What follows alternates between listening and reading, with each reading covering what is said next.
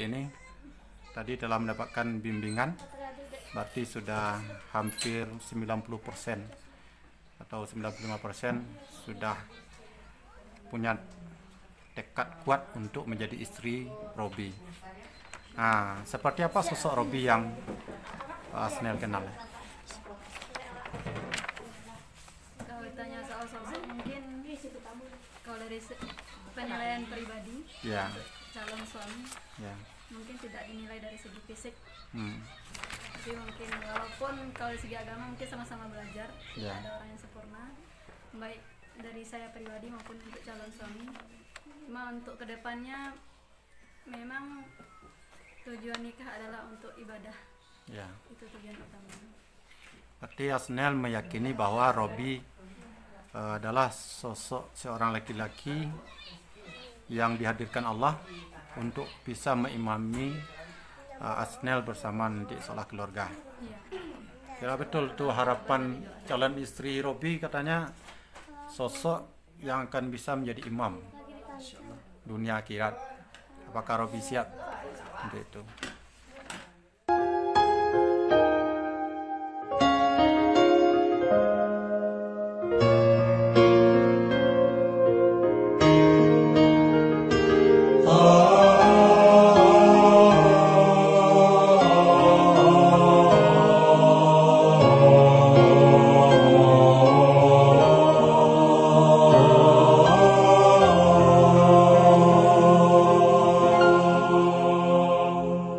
حسبي ربي جل الله ما في قلبي غير الله نور محمد صلى الله لا إله إلا الله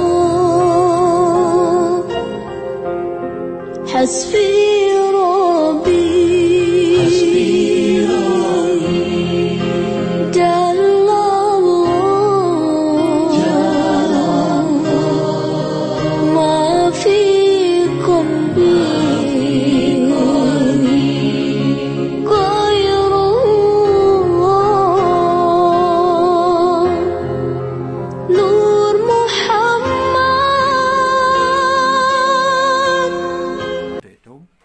amalkanlah Al-Quran dalam kehidupan kita rumah tangga, perbentengi hidup rumah tangga kita itu dengan Al-Quran. Nah, kalau belum ada Al-Quran, usahakanlah beli Al-Quran. Masing-masing kita kasih satu Al-Quran. Dan insya Allah kalau Al-Quran yang telah jadi kita utamakan, itu akan membuka hijab yang menghambat rezeki kita. Nah, ketahuilah, orang nikah itu Allah sediakan, kalau seperti air itu keran yang tertutup. Ketika dia bersatu, maka keran itu akan mulai terbuka. Nah, keran rezeki itu akan dibuka. Tidak ada orang yang menikah lalu dia akan dimiskinkan Allah, tapi yang ada diuji. Kata Allah Subhanahu wa taala, "Wala nubluwannakum hatta na'lamal mujahidina minkum was-sabirin." Katakanlah kalian akan diuji. Sampai kapan? Sampai betul kalian itu menunjukkan kesungguhan menjalankan agama. Sampai kalian, kata Allah, betul-betul menjadi orang-orang yang sabar. لو كان بيننا الحبيب لدنا القاسي والقريب من طيبة قبل المغيب طالبا قرب الحبيب بقربه النفس تطيب فتدعو الله فيجيب أنوار طه لا تغيب بلغنا لقاه يا مجيب Ya selamat dunia dan akhirat. Kata Rasulullah SAW, kalau adalah boleh manusia sujud, dibolehkan sujud sama manusia, maka perintahkanlah istri sujud kepada suaminya. Nah, sebelum menikah, tanggung jawab dan izin berada pada kedua orang tua kita.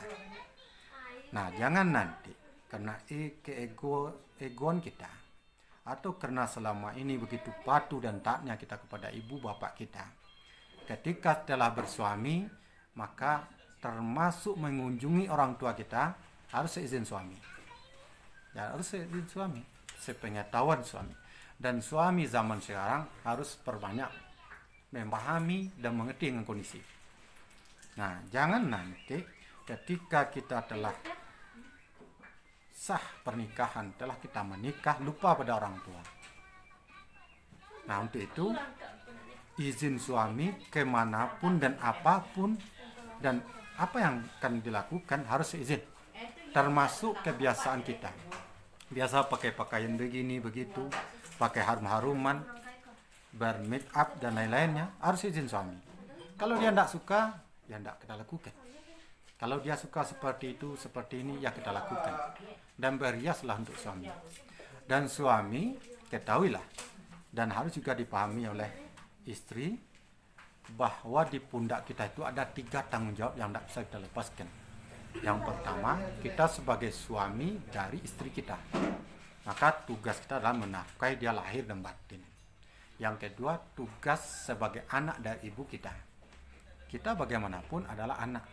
Maka dalam ajaran agama kita, yang berhak mendapatkan kelebihan dari harta warisan itu adalah suami laki-laki 1/2 dibandingkan dengan perempuan. Jadi kalau ada kita cuma 2 orang beradik kakak, maka yang lebih banyak dapat harta warisan itu adalah laki-laki. Kenapa? Karena dia ketika sudah punya istri, tanggung jawab pada istrinya, juga bertanggung jawab pada ibunya. Apalagi ibunya tidak ada lagi suaminya. Jadi kalau bapaknya sudah meninggal, maka kewajiban makan, pakaian dan tempat tinggal serta apapun kebutuhan ibunya wajib dipenuhi oleh laki-laki yang menjadi suami kita. Maka kita sebagai istri harus memahami itu. Jangan seperti yang terjadi di masa Rasulullah. Di masa Rasulullah ada seorang istri datang mengadu kepada Rasulullah. Ya Rasulullah, aku mengadukan dan menuntut keadilan terhadap apa yang dilakukan oleh orang tua dari suamiku. Dia mencuri uang suamiku sementara suamiku tidak ada di rumah dan aku mengetahuinya. Maka aku menuntut keadilan agar ibunya dihukum karena ibunya telah mencuri.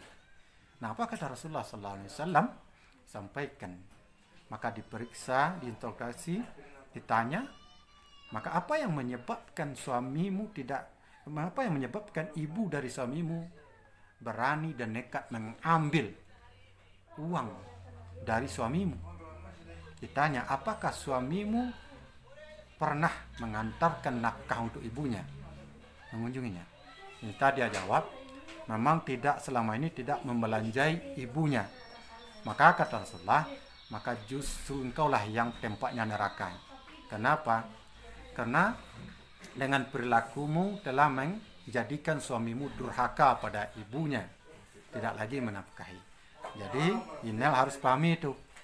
Sekali-sekali, kalau ini kan S1, kali menjaga harga di suami kita di hadapan keluarganya, mungkin suatu ketika kita yang punya uang, karena kita yang bekerja. Suatu saat suami kita tidak punya uang apa-apa, maka rezeki itu diberikan Allah melalui kita.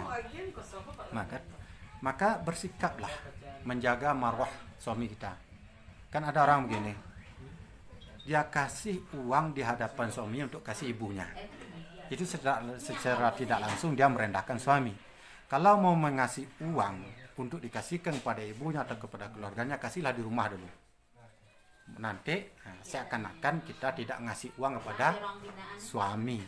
Jadi suami tetap nilainya tinggi di hadapan keluarganya. Itu yang lebih baik. Sekali-sekali ajarkan pada suami kita, sampai kepada suami, terutama hari Jumat, kunjungilah ibu. Lihatlah ibu. Masakkanlah masakan. Nah, apa masakan? Nah, berikan pada suami, antarkan oleh suami. Yang lebih baik adalah kita bersama-sama. Nah, itulah insya Allah kalau dijalani dengan baik, nilai-nilai agama, apa yang menjadi kesulitan, seakan Allah jadikan jalan keluar. Wa may yattaqillah yaj'al lahu makhraja. Siapa yang dekat, menjaga kedekatannya kepada Allah dengan mengamalkan agama ini dengan baik, maka Allah berikan jalan keluar dari semua kehidupan. Terasa sulit dalam rezekinya, maka Allah katakan wa may yattaqillah yaj'al makhraja wa yarzuqhu min haitsu la yahtasib. Maka Allah jadikan solusi dalam kehidupannya, jalan keluar dari permasalahannya, dan juga diberikan rezeki dari arah yang tidak dia duga-duga. Wa yarzuqhu min haitsu la yahtasib. Ada aja rezeki. Ada aja rezeki. Yakinlah itu, Robi. Kamu sebagai pemimpin nanti di rumah tangga, jalan yang terbaik yang dicari adalah ke masjid. Dengarkanlah tausiah, dengarkanlah ceramah, sampaikan pada istri. Nah, permasalahan akan tetap ada. Jangan bayangkan baik-baiknya saja. Nah, bak sila orang kampung awak, sanduk je perbuat itu pastinya kabalago. Nah, kadang-kadang hal yang baik bisa juga kita bersalah paham. Kadang-kadang justru karena kehidupan kita diuji Allah. Nah, untuk itu yang lebih baiknya adalah menjaga, mengantisipasi hal itu tidak terjadi. Maka senjata yang diberikan Allah adalah agama. Baik, barangkali itu yang kita mau sampaikan. Terakhir, apa harapan Robi dan calon istri terhadap kegiatan yang dilakukan di sini, terhadap penasihatan yang kami lakukan? Apakah penilaiannya baik? Nah, kalau baik, apa yang harus kami tingkatkan? Silakan. Kelar, Robi. Bagi kami mungkin Ada nasihat dari Bapak, testimoni aja. Ya, nasihat dari Bapak sangat berharga bagi kami, karena sebelumnya belum pernah mendapatkan nasihat seperti ini, dan insya Allah nasihat dari Bapak akan kami dengarkan dan melaksanakan sebaik-baik mungkin. Sekian. untuk kelanjutannya nanti di apa tadi bisa dilihat. Insya Allah